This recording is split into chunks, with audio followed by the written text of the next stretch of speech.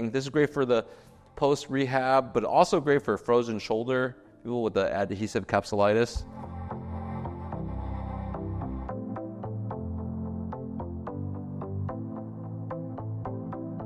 I'm Dr. Justin Lin, sports specialist at Rehab and Revive. Codman's pendulums have been taught since the beginning of time, or, well, at least from my days as a student athlete in the 90s. It's often given post-shoulder surgery early in the rehab process. There's definitely a way to use this exercise to help you heal smarter and not harder. Let's discuss what's great about it and how we can be more effective doing it. But first, please spend a few seconds to like our video, subscribe to our channel. If you found this video helpful in any way, please consider hitting the thanks button and donating.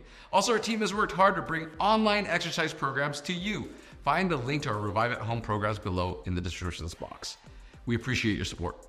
Codman pendulums are great because you can do it anywhere.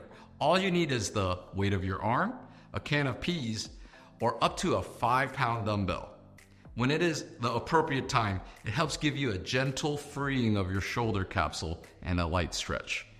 When this occurs, you're getting some nutritional fluid exchange, so let's do it the right way.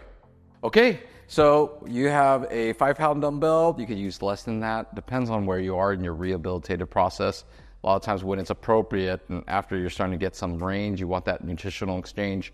So you can just use your arm first. And really, I like small circles. And I like it in this plane where it's just natural and just falls free of where it's at. You just kind of let it dangle clockwise, small circles, and then you can go counterclockwise, small circles. So that's the great part of this. You can kind of let it just like swivel around and you do it for like a couple minutes, right? When you want to introduce weight, you can do it this way. You can let the weight hang. So just think of the weight like if I were to let it drop like that, that's basically how light I like it. Just kind of could easily fall off. So right over here, we're just letting it just hang and just let it do its thing. This, what you should feel is a light stretch here. So you do small circles. Notice how I'm doing very slow, very small. I'm almost using my legs to propel this. So you'll see that my legs and hips are doing this.